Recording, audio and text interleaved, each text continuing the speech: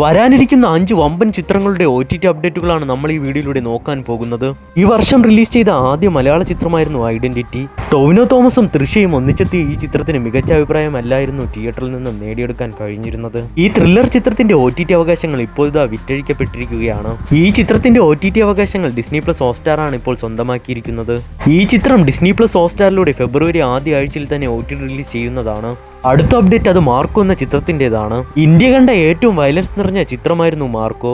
ഉണ്ണിമുകുന്ദനെ നായകനാക്കി അനീഫ് അദേനി സംവിധാനം ചെയ്ത ചിത്രമായിരുന്നു മാർക്കോ.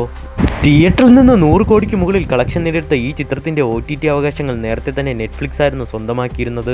നെറ്റ്ഫ്ലിക്സിലൂടെ ഈ ചിത്രം ഈ മാസം അവസാനത്തോടെ തന്നെ OTT റിലീസ് ചെയ്യുന്നതാണ്. അടുത്ത അപ്ഡേറ്റ് അത് രേഖാചിത്രം എന്ന ആസിഫ് അലി ചിത്രത്തിൻ്റെതാണ്. ത്രില്ലർ ജോണറിൽ തിയേറ്ററുകളിലേക്ക് എത്തി തിയേറ്ററിൽ നിന്ന് മികച്ച അഭിപ്രായം നേടിയെടുത്ത ആസിഫ് അലി ചിത്രമായിരുന്നു ഇത്. ഈ ആസിഫ് അലി ചിത്രത്തിന്റെ OTT അവകാശങ്ങൾ ഇപ്പോൾ ഡിസ്നി പ്ലസ് ഹോട്ട്സ്റ്റാർ സ്വന്തമാക്കിയെന്ന റിപ്പോർട്ടുകളാണ് പുറത്തു വരുന്നത്. ഈ ചിത്രം ഡിസ്നി പ്ലസ് ഹോട്ട്സ്റ്റാറിലൂടെ അടുത്ത മാസം അവസാനത്തോട് മാത്രമായിരിക്കും OTT റിലീസ് ചെയ്യുക. അടുത്ത അപ്ഡേറ്റ് അത് കഴിഞ്ഞ ആഴ്ച തിയേറ്ററിലെത്തിയ രാംചരൺ ചിത്രമായിരുന്നു ഗെയിം ചേഞ്ചർ. ശങ്കർ സംവിധാനം ചെയ്ത ഈ ചിത്രം ബിഗ് ബഡ്ജറ്റിലായിരുന്നു തിയേറ്ററുകളിലേക്ക് എത്തിയിരുന്നത്.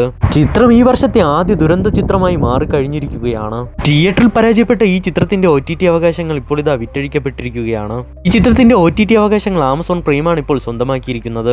ആമസോൺ പ്രൈമിലൂടെ ഈ ചിത്രം ഫെബ്രുവരി പകുതിയോടെ OTT റിലീസ് ചെയ്യുന്നതാണ്. ഇതുപോലെയുള്ള OTT അപ്ഡേറ്റുകൾക്കായും സിനിമ വാർത്തകൾക്കായും നമ്മുടെ ചാനൽ മറക്കാതെ സബ്സ്ക്രൈബ് ചെയ്യൂ.